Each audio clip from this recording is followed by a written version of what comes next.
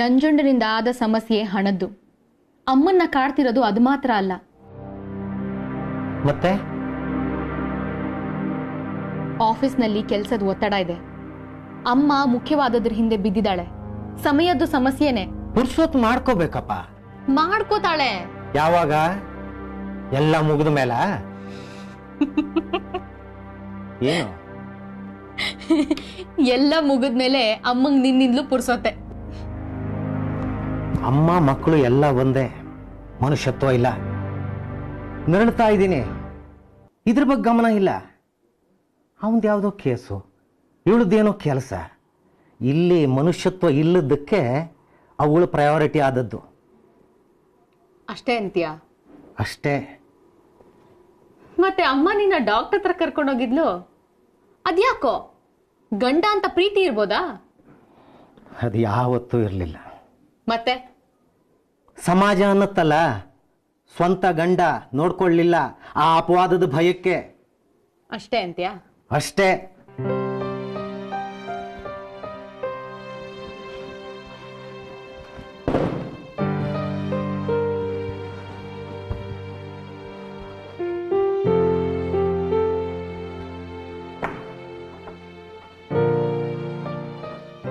ಅಮ್ಮಂಗ್ ಹೇಳ್ಬಿಡ್ಲಾ?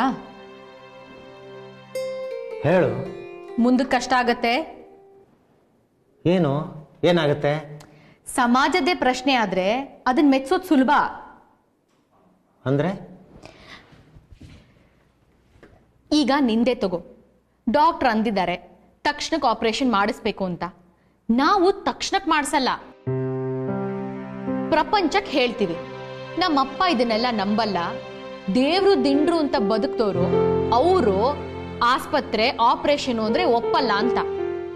ಪ್ರಪಂಚ ನಿನ್ನ ನೋಡಿದೆ, ನಂಬುತ್ತೆ. ಕೈಲೇ ಆಗದೆ ಕೂತ್ನಪ್ಪ, ಆಗೇನ್ ಮಾಡ್ತೀರಾ? ಮನೆ ಹತ್ರದಲ್ಲಿರೋ ಒಂದ್ ಸಣ್ಣ ನರ್ಸಿಂಗ್ ಹೋಮ್ಗೆ ಸೇರಿಸ್ತೀವಿ. ಅಷ್ಟೇನು ಫೆಸಿಲಿಟೀಸ್ ಇರಬಾರ್ದು, ಅಂಥ ತಜ್ಞರು ಇರಬಾರ್ದು. ಅಲ್ಲಿಗೆ ಪ್ರಪಂಚದ ದೃಷ್ಟಿಲಿ ನಮ್ ಕರ್ತವ್ಯ ಮುಗೀತು. ಡಾಕ್ಟರ್ ಅಂತಾರೆ ಇಂಥ ಮಾತ್ರೆ ಕೊಡಿ. ನಾವ್ ಯೋಚಿಸ್ತೀವಪ್ಪ, ಸ್ನಾನ ಮಾಡದೆ ಒಂದು ತೊಟ್ಟು ನೀರು ಬಾಯಿಗೆ ಹಾಕದೆ ಬದುಕಿದ ಮನುಷ್ಯ ನೀನು. ನಾವು ಮಾತ್ರೇನ್ ಬಲವಂತವಾಗಿ ನುಂಗ್ಸಿ ನಿನ್ ಮೈಲ್ಗೆ ಮಾಡೋದಾ? ಯೋಚಿಸ್ತೀವಪ್ಪ. ಕೈ ಬಿಡ್ತೀರಾ ನೀವು?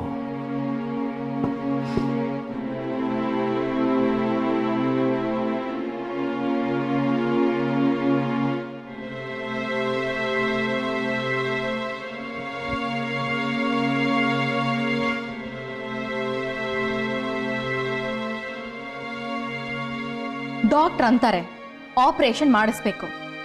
ನಾವು ಮನೆಯವರು ಆಚೆ ಬಂದು ಯೋಚಿಸ್ತೀವಿ, ಗಹನವಾಗಿ ಚರ್ಚಿಸ್ತೀವಿ. ಈ ಮನುಷ್ಯ ಈ ವಯಸ್ಸಲ್ಲಿ ಆಪರೇಷನ್ ತಡ್ಕೋತಾನ? ನಾವು ಮನೆಯವರು ಅಂತ ಅನ್ನಿಸ್ಕೊಂಡವರು ಈ ಮನುಷ್ಯನಿಗೆ ಈ ವಯಸ್ಸಲ್ಲಿ ನೋವು ಕೊಡೋದು ಸರಿನಾ? ಆಗಾಗ ನಾನು, ಅಣ್ಣ, ಅಮ್ಮ ಸರದಿಲ್ ಬರ್ತೀವಿ, ಕೈ ಹಿಡ್ಕೋತೀವಿ, ದುಃಖ ಉಮ್ಮಳಿಸಿ ಕಣ್ಣಲ್ಲಿ ನೀರು ತುಂಬ್ಕೋತೀವಿ. ನೀನು ಅಳ್ತೀಯ, ನಾವು ಅಳ್ತೀವಿ. ಇದಕ್ಕೂ ಮೀರಿದೊಂದಿದೆ. ಏನದು? ಒಬ್ರು ಡಾಕ್ಟ್ರು ಅಂದಿದ್ದಾರೆ ಆಪರೇಷನ್ ಆಗಬೇಕು. ಬುದ್ಧಿವಂತರು ನಾವು. ಅವ್ರು ಹೇಳಿದ್ದು ಸರಿನಾ ತಪ್ಪಾ ಸೆಕೆಂಡ್ ಒಪಿನಿಯನ್ ಅಂತೀವಿ. ಅದು ಹಾಗೆ ಆದ್ರೆ ಥರ್ಡ್ ಒಪಿನಿಯನ್, ಆಮೇಲೆ ಫೋರ್ತು. ಪ್ರೀತಿಸಿದ ಅಪ್ಪನ ಜೀವಕ್ಕೆ ಹಾನಿ ಆಗ್ಬಾರ್ದು, ಅದಕ್ಕೆ ಇಷ್ಟೊಂದು ಸರ್ಕಸ್. ಏನೋ ಹರ ಹರ ಅನ್ಸ್ಬಿಡ್ತೀರಿ. ಸಿಂಪಲ್ಲು, ಉಳಿಸ್ಕೊಳ್ಳೋದು ಕಷ್ಟ, ಹರಹರ ಅನ್ಸೋದು ಸುಲಭ. ಪ್ರಪಂಚಕ್ಕೆ ಗೊತ್ತಾಗಲ್ವಾ? ಗೊತ್ತಾಗತ್ತೆ, ಅದಕ್ಕೆ ಹೇಳುತ್ತೆ. ಅನುಭವದ ಮಾತು. ನೀನ್ ಹೇಳಪ್ಪ, ಕೇಳತ್ತಾ? ಇಲ್ಲಿ ಕೇಳು. ಪ್ರಪಂಚ ಎಲ್ರಿಗೂ ಮಾಡಿದ್ದನ್ನ ನಾವು ನಿನಗ್ ಮಾಡೋದು ಬಹಳ ಸುಲಭ. ಆದ್ರೆ ಅದನ್ನ ಮೀರಿದೇನೋ ಮಾಡ್ಬೇಕು, ಅದು ಕಷ್ಟ ಆಗ್ತಿರೋದು. ರಕ್ತ ಸಂಬಂಧಕ್ಕೆ ತುಡಿಯೋದು ತಕ್ಷಣಕ್ಕೆ, ಅದು ಕ್ಷಣಿಕ ಅಪ್ಪ. ಮನುಷ್ಯತ್ವ ಇರೋರು ತುಡಿಯೋದು ನಿರಂತರ. ಅಮ್ಮಂಗ್ ಮನುಷ್ಯತ್ವ ಇದೆ, ಹಾಗಾಗಿ ಉಳಿಸ್ಕೋತಾಳೆ. ತಲೆ ಕೆಡ್ಸ್ಕೋಬೇಡ. ಬರೀ ಸಮಾಜದ್ದೇ ಪ್ರಶ್ನೆ ಆಗಿದ್ರೆ ಬಿಡುಗಡೆ ಎಷ್ಟೊತ್ತು ಹೇಳು? ಕ್ಷಣ ಅಲ್ವಾ?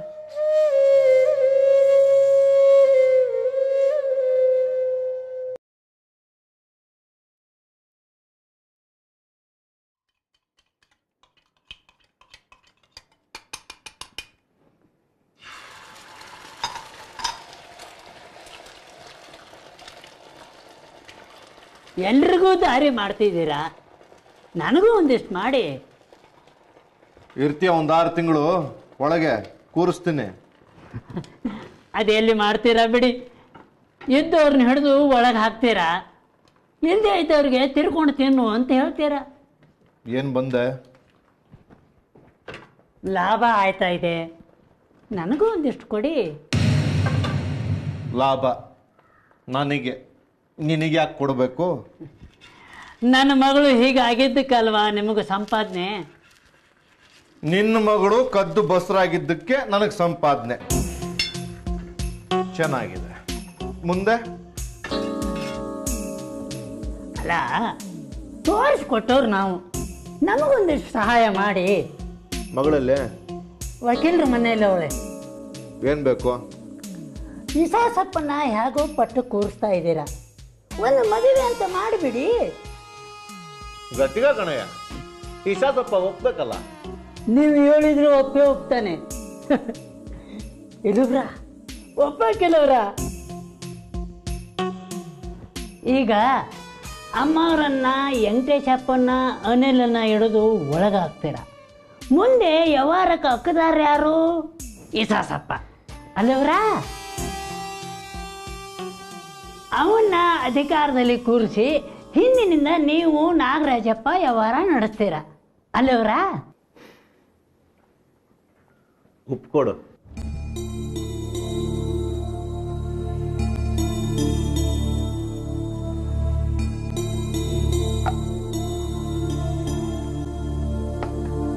ಅಲ್ಲಿಗೆ ವಿಶ್ವಾಸ ಪಟ್ಟು ಕೂರ್ಬೇಕು ಅಂದ್ರೆ ನಿಮ್ಮ ಸಹಕಾರ ಬೇಕು.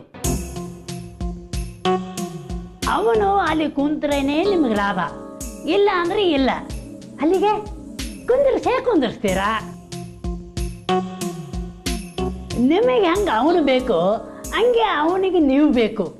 ಹೇಳಿ ಇದೊಂದು ಮದುವೆ ಮಾಡಿಸಿ.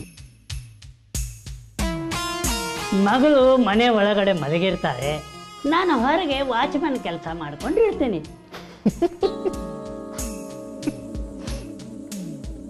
ಯಾರು ಇಷ್ಟೆಲ್ಲ ತಲೆಗೆ ತುಂಬಿದ್ದು? ಖುದ್ದು ಅಂತ ವಾಸನೆ ಬೇಗ ಹಿಡಿತೀಯ. ಈ ಕೆಲಸ ಬೋರು, ಬಿಟ್ಬಿಡ್ತೀನಿ. ವಿಶ್ವಾಸಪ್ಪನ್ನ ಪಟ್ಟದಲ್ಲಿ ಕೂರಿಸ್ತೀವಿ. ನಾನು ನಾಗರಾಜ ಸಂಸ್ಥೆ ನಡೆಸ್ತೀವಿ, ಲಾಭ ತಿಂತೀವಿ, ಎಲ್ಲ ಸರಿ. ಆದರೆ ನಿನಗೆ ಯಾಕೆ ಸಹಾಯ ಮಾಡಬೇಕು? ಕಾರಣ ಬೇಕಲ್ಲ. ಒಂದು ಕಾರಣ ಕೊಡು, ಮಾಡಿಸ್ಬಿಡ್ತೀನಿ. ವಾಚ್ಮನ್ಗೆ ಕಾಸು ಕೊಟ್ಟಿದ್ದು ನಾಗರಾಜಪ್ಪ, ಗೊತ್ತು ನನಗೆ. ಅದಕ್ಕೆ ಯಜಮಾನ್ ಸತ್ತು ಮರುದಿನ ಬಂದೆ ಅಂತ ನಾಗರಾಜಪ್ಪ. ಸುಳ್ಳು, ನನಗೆ ಗೊತ್ತು. ಹಿಂದಿನ ದಿನಾನೇ ಬಂದಿದ್ದ. ಕಾಸು ಕಾಸು ಅಂತ ಯಜಮಾನ್ರು ಬೆನ್ನಿಂದ ಬಿದ್ದಿದ್ದ. ಅದಕ್ಕೆ ವಾಚ್ಮನ್ ರಾತ್ರಿ ಕುಡಿದು ಕುಂತಿದ್ದ. ವೆಂಕಟೇಶಪ್ಪ ಯಜಮಾನ್ರನ್ನ ಮನೆ ತಾಕು ಬಿಟ್ಟು ಹೋದ. ಅದಕ್ಕೆ ಯಜಮಾನ್ರು ನೆಲದ ಮೇಲಿದ್ರು ಅಂತ ವೆಂಕಟೇಶಪ್ಪ ಅಂತಾನೆ. ಎಷ್ಟೋ ಹೊತ್ತಿನ ಮೇಲೆ ನಾ ಕರ್ಕೊಂಡು ಹೋದೆ ಅಂತ ವಾಚ್ಮನ್ ಅಂತಾನೆ. ಅದಕ್ಕೆ ಮಧ್ಯದಲ್ಲಿ ಏನಾಯಿತು ಅದೆಲ್ಲವರ ಮುಖ್ಯ. ಏನಾಯ್ತು? ವಾಚ್ಮನ್ಗೆ ನಾಗರಾಜಪ್ಪ ಕಾಸು ಕೊಟ್ಟವನೇ.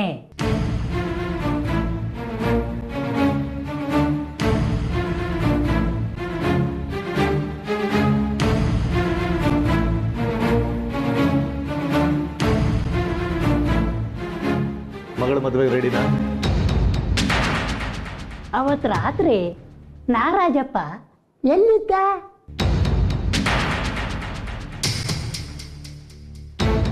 ಮಗಳು ಬಂದು ನೋಡಕ್ ಕೇಳ.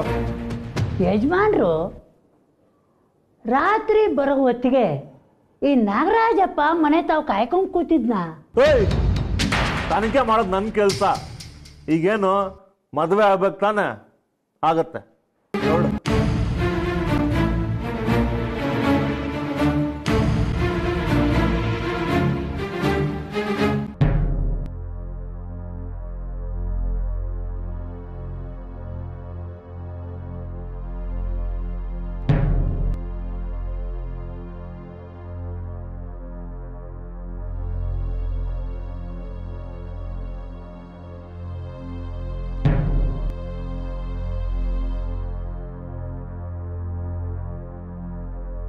ಅಪಘಾತ ಆಯ್ತು, ಯಾರೋ ಬಂದು ಹೇಳಿದ್ರು, ಹೋದೆ, ಆಸ್ಪತ್ರೆಗೆ ಸೇರಿಸ್ದೆ, ಕೈಲಿದ್ದಷ್ಟು ಕಾಸನ್ನ ಖರ್ಚು ಮಾಡಿದೆ, ಸಾಲದಕ್ಕೆ ಸಾಲ ಮಾಡಿದೆ. ಯಾರೋ ಬಂದು ಅಂದ್ರು, ಇದು ಗಾಡಿ ನಂಬರು, ಒಂದು ಕಂಪ್ಲೇಂಟ್ ಕೊಡಿ ಅಂತ. ಕೊಟ್ಟೆ. ನೀವು ಬಂದ್ರಿ, ಖರ್ಚು ಕೊಡ್ತೀನಿ ಅಂದ್ರಿ, ಸರಿ ಅಂದೆ. ಈಗಾಗ್ಲೇ 2 ಲಕ್ಷಕ್ಕೂ ಮೀರ್ ಕೊಟ್ಟಾಗಿದೆ. ಮತ್ ಬಂದು ಕೇಳ್ತಾ ಇದ್ದೀರಲ್ಲ, ಖರ್ಚಾಗ್ತಾ ಇದೆಯಲ್ಲ. ಅಮ್ಮ ಪೆದ್ದು, ಅರ್ಥ ಆಗಲ್ಲ. ಮೋಸ ಮಾಡ್ತಾ ಇದೀರಿ ನೀವು. ಯು ಆರ್ ಎಕ್ಸ್ಪ್ಲಾಯ್ಟಿಂಗ್ ಹರ್. ನೋಡಿದ್ದೀನಿ ಆ ಮನುಷ್ಯನ ಕಾಲೇಜ್ನಲ್ಲಿ. 2 ದಿನದ ಗಡ್ಡ, ಕೆಟ್ಟ ಕಾಲರ್ ಹರಿದಿರೋ ಶರ್ಟು, ಸ್ನಾನ ಮಾಡಿದಾನೋ ಇಲ್ವೋ ಅನುಮಾನ ಬರೋದು. ಈಗ ಹೋಗಿ ನೋಡು, ಕಲರ್ ಟೀ ಶರ್ಟ್ ನೇತ್ ಹಾಕೊಂಡು ಕೂತಿರ್ತಾನೆ. ರಸ್ತೆಯಲ್ಲಿ ಗಾಡಿ ಓಡಿಸ್ತಿದ್ದೆ, ಕೋಳಿ ಬಂದು ಚಕ್ರಕ್ಕೆ ಸಿಕ್ಕಾಕೊಂಡು ಸತ್ತೋಯ್ತು. ಮೊದಲು ಆ ಕೋಳಿ ಬೆಲೆ, ನಂತರ ಅದು ಜೀವಮಾನದಲ್ಲಿರ್ತಿದ್ದ ಮೊಟ್ಟೆಗಳ ಬೆಲೆ, ಆ ಮೊಟ್ಟೆ ಮರಿಯಾಗಿ ಅದು ಬಲತ್ರೆ ಅದರ ಬೆಲೆ. ಅದು ಸಾಲದು, ಅವು ಹಾಕೋ ಮೊಟ್ಟೆ, ಅದು ಮತ್ತೆ ಕೋಳಿ ಆದ್ರೆ ಅದರ ಬೆಲೆ. ಕೊಡ್ತಿದ್ದೀರಾ? ನಾನು ಕೇಳ್ತಾ ಇದ್ದೀನಿ. ಈಗಾಗಲ್ಲ ಅಂದ್ರೆ ಅನ್ನಿ. ಏನ್ ಮಾಡ್ತೀರಿ?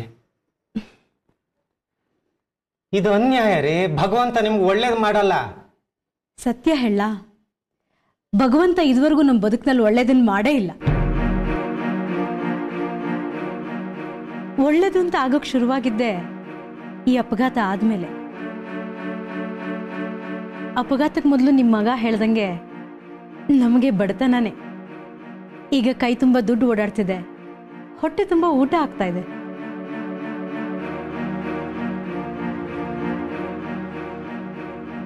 ಅಮ್ಮ ಆದಾಯ ತೆರಿಗೆಯಲ್ಲಿರ್ಬೋದು, ಆದ್ರೆ ನೀವ್ ಅನ್ಕೊಂಡಷ್ಟು ದುಡ್ದಿಲ್ಲ. ಗೊತ್ತು. ಅಪ್ಪನ ಆರೋಗ್ಯ ಹದಗೆಟ್ಟಿದೆ, ಸದ್ಯಕ್ಕೆ ಬಹಳಷ್ಟು ಖರ್ಚಿದೆ ಹೇಳಿದ್ರು. ಅಮ್ಮ ಇದಕ್ಕೆ ಅಂತ ಹಣ ಹೊಂದಿಸಿದ್ರು, ಈಗೆಲ್ಲ ಇಲ್ಲಿ ಖರ್ಚಾಗ್ತಿದೆ. ಅರ್ಥ ಆಗುತ್ತೆ. ಎಲ್ಲ ಹಣನೂ ಇಲ್ಲಿ ಖರ್ಚಾದ್ರೆ ಅಪ್ಪನ ಕಥೆ. ಸಂಬಂಧ ಪಡದ್ದು ಸಾಯ್ಲಿ ಅಂತೀರಾ? ಮನುಷ್ಯತ್ವ ಅಂತ ಒಂದಿದೆ, ಗೊತ್ತಿದ್ಯಾ? ನನ್ನ ಅರ್ಧ ವಯಸ್ಸಿನ ಹುಡುಗಿ ನೀನು. ನೇರ ಪ್ರಶ್ನೆ ಕೇಳ್ತಿದ್ಯಾ, ಉತ್ತರ ಕೊಡ್ಲಾ? ಮನಸ್ಸಿಗೆ ನೋವಾಗೋದು ಬೇಡ, ಪ್ರಶ್ನೆಗೆ ಉತ್ತರ ಅಷ್ಟೇ. ವಯಸ್ಸಾಗಿರೋ ನಿಮ್ಮಪ್ಪ ಒಂದ್ ಕಡೆ, ವಯಸ್ಸಿರೋ ಹುಡುಗ ನನ್ನ ತಮ್ಮ ಇನ್ನೊಂದ್ ಕಡೆ. ಗಮನಿಸ್ತಾ ಇದ್ರೆ ನಿಮ್ಮಪ್ಪ ಸಾಯ್ತಾರೆ, ಬಿಟ್ರೆ ನನ್ನ ತಮ್ಮನೂ ಸಾಯ್ತಾನೆ. ನನ್ನ ದೃಷ್ಟಿನಲ್ಲಿ ನನ್ನ ತಮ್ಮ ಪ್ರಯಾರಿಟಿ, ನಿಮ್ಮಪ್ಪ ಅಲ್ಲ. ಯಾಕೆಂದ್ರೆ ಅವನು ನನ್ನ ತಮ್ಮ.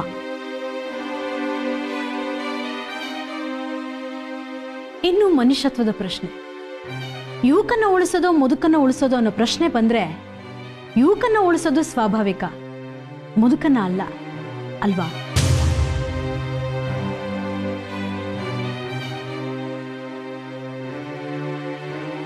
ಚರ್ಚೆ ಸಾಕು, ನನಗೂ ಬೇಕಿಲ್ಲ. ಪದೇ ಪದೇ ಬಂದು ಕೇಳಿದ್ರೆ ಕಷ್ಟ ಆಗತ್ತೆ. ಒಂದು ಮೊತ್ತ ಹೇಳಿ ಕೊಟ್ಟು ಕೈ ತೊಳ್ಕೊತೀನಿ. 2 ಲಕ್ಷ ಕೊಟ್ಟಿದ್ದೀರಾ, ಇನ್ನು 2 ಲಕ್ಷ ಖರ್ಚಾಕೋ ಸಾಧ್ಯತೆಗಳಿದೆ. ನಿಮ್ಗೆ ಎಷ್ಟಾಗುತ್ತೋ ನೋಡಿ.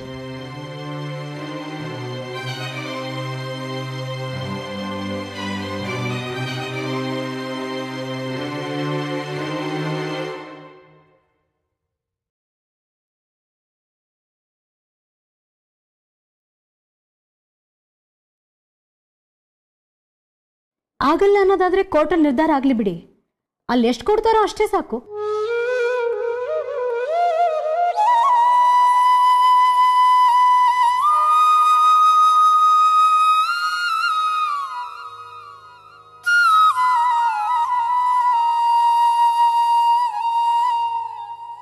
ಬೆಳಗ್ಗೆ ಆಫೀಸಿಗೆ ಬನ್ನಿ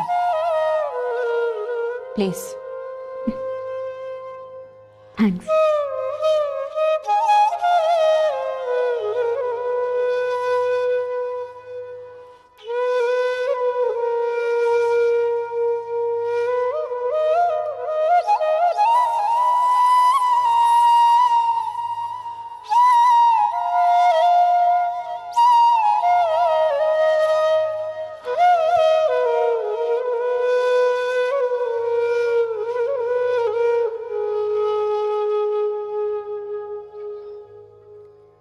ಮುಗೀತಲ್ಲ, ಹೇಳಿ.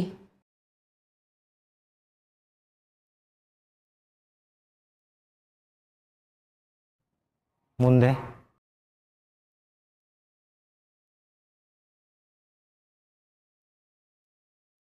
ನೋಡೋಣ. ಅಷ್ಟೇ ಬಿಡು.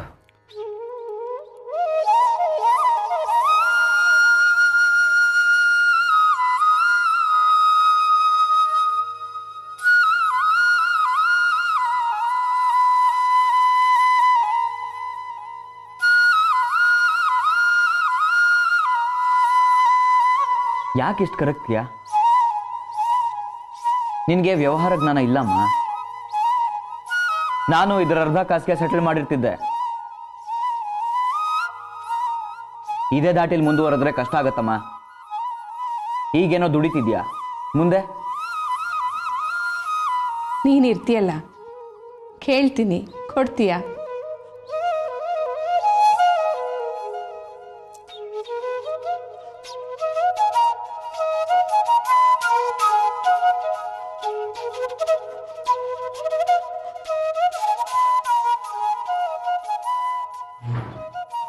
ನಿನ್ನದೇನೆ. ಅಡುಗೆಗಿಡ್ಲಾ? ನಾನು ತಂದು ಹಾಕ್ತೀನಿ, ನೀನು ಬೇಯಿಸು.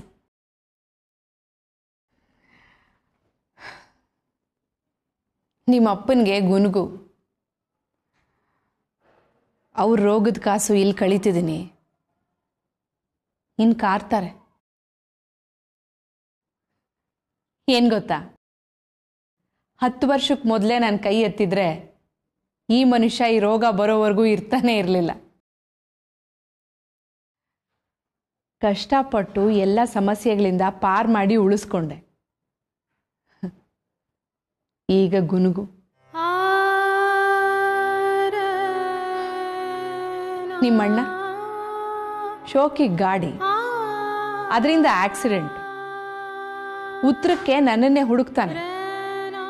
ಉಪಯೋಗಿಸ್ಕೊಂಡು ನಿನಗೆ ವ್ಯವಹಾರ ಜ್ಞಾನ ಇಲ್ಲಮ್ಮ ಅಂತಾನೆ.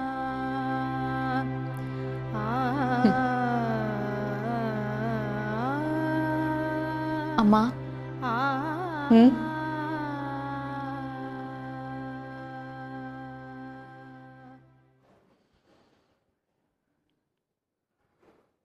ಸುಸ್ತಾಗಿಲ್ವಾ ನಿನಗೆ? ಆಗ್ತಿದೆ.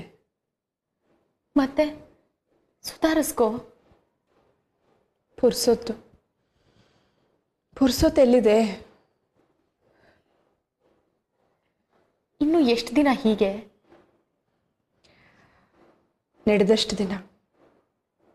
ಮುಕ್ತಿನೇ ಇಲ್ವಾ? ಗಂಡ್ಸ್ಗೆ ಮುಕ್ತಿ, ಹೆಂಗ್ಸ್ಗೆ ಮರುಜನ್ಮನೆ. ಹೊಸ್ತ್ರಲ್ಲಿ ಸಿಕ್ಕಾಕೊಂಡ್ಮೇಲೆ ಹಳೇದ್ರಿಂದ ಮುಕ್ತಿ. ಅಲ್ಲಿಗೇನು